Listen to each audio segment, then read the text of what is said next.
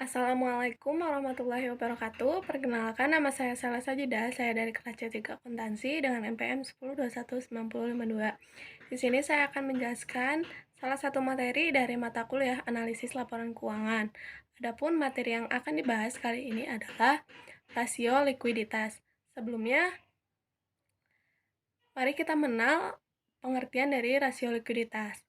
Rasio likuiditas merupakan rasio yang digunakan untuk mengukur seberapa likuidnya suatu perusahaan.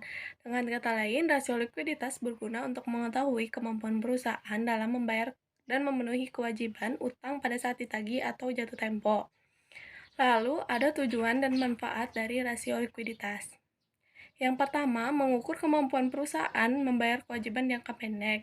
Yang kedua, mengukur kemampuan perusahaan membayar kewajiban jangka pendek tanpa memperhitungkan inventory atau persediaan. Yang ketiga, mengukur atau membandingkan antara jumlah inventory yang ada dengan modal kerja perusahaan.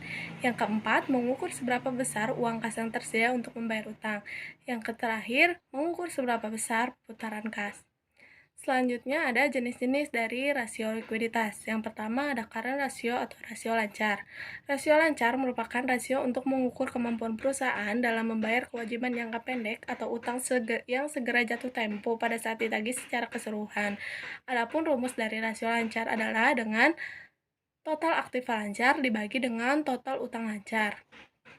Selanjutnya ada quick ratio atau rasio cepat. Rasio cepat merupakan rasio yang menunjukkan kemampuan perusahaan dalam memenuhi atau membayar kewajiban atau utang lancar dengan aktiva lancar tanpa memperhitungkan nilai persediaan. Artinya nilai persediaan ini diabaikan dengan cara dikurangi nilai total aktiva lancar. Rumus dari quick ratio adalah current asset dikurangi inventory dibagi dengan current liabilities. Selanjutnya yang ketiga ada cash ratio atau rasio kas. Rasio kas merupakan alat yang digunakan untuk mengukur seberapa besar uang kas yang tersedia untuk membayar utang. Adapun rumus dari cash ratio atau rasio kas ini adalah kas atau setara kas dibagi dengan total utang lancar.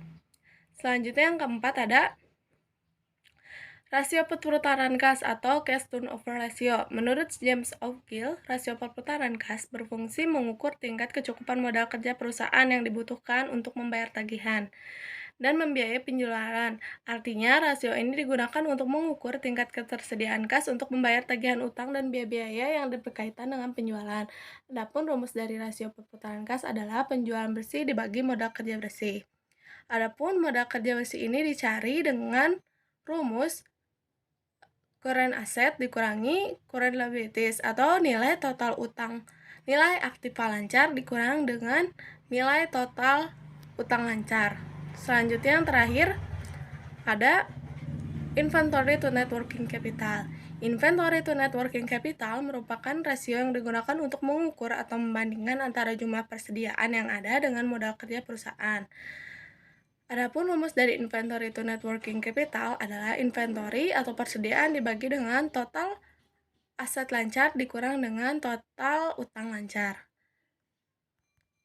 Untuk lebih mengenal dan mengerti tentang jenis-jenis dari rasio likuiditas, mari kita lihat studi kasus pada PT Angkasa Pura.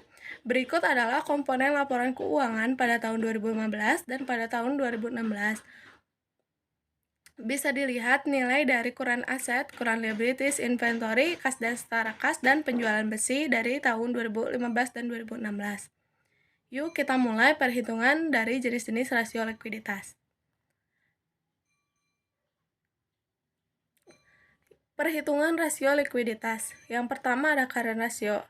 Current ratio digunakan untuk mengukur seberapa besar kemampuan perusahaan dalam membayar kewajiban jangka pendek yang sudah jatuh tempo.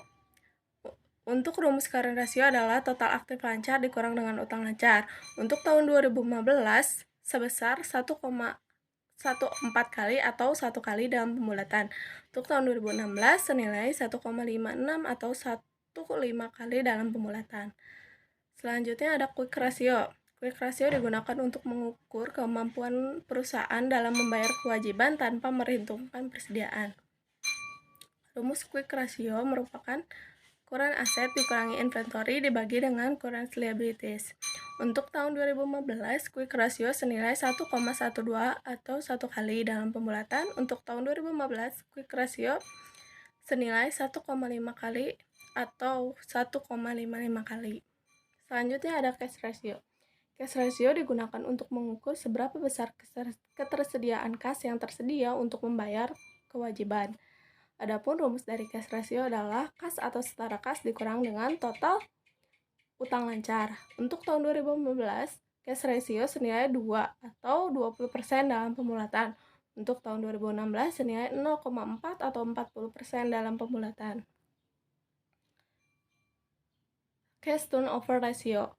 Cash turnover ratio rumusnya adalah penjualan bersih dibagi dengan modal kerja besi. Untuk mencari nilai modal kerja besi adalah dengan cara mengurangi total aktiva lancar dikurangi total utang lancar. Maka untuk cash turnover tahun 2015 ada senilai 14% dan tahun 2016 senilai 3% dalam pembulatan.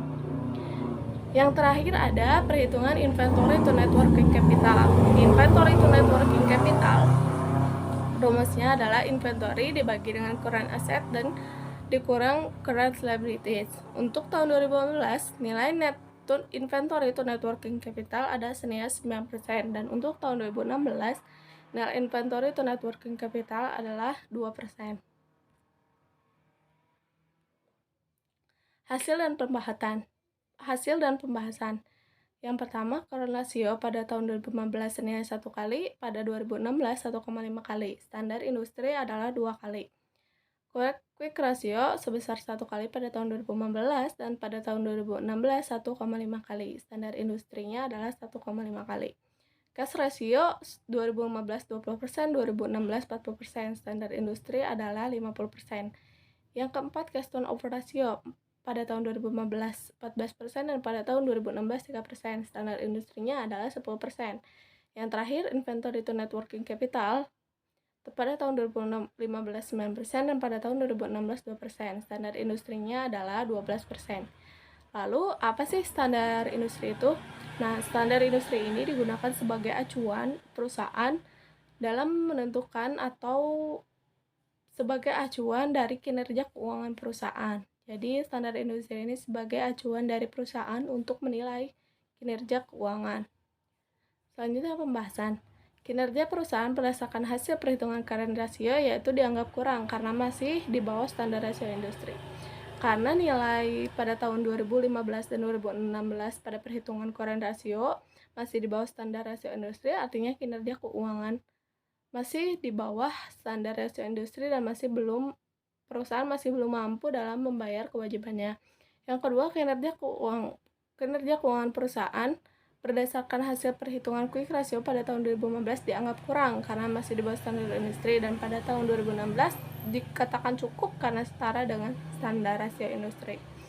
Yang ketiga, kinerja keuangan perusahaan berdasarkan hasil perhitungan cash ratio yaitu kurang karena masih di bawah standar rasio industri. Artinya, perusahaan masih belum mempunyai ketersediaan kas yang cukup untuk membayar kewajiban.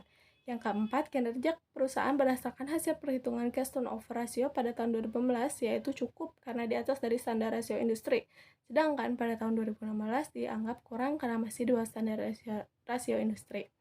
Yang terakhir, kinerja keuangan perusahaan berdasarkan hasil perhitungan inventory to net working capital dianggap kurang karena masih di bawah standar rasio industri. Barangkali sekian yang bisa saya sampaikan, kurang lebihnya mohon maaf dan ada penjelasan yang kurang dan belum paham. Kurang lebihnya mohon maaf. Wabillahi taufiq walhidayah. Wassalamualaikum warahmatullahi wabarakatuh.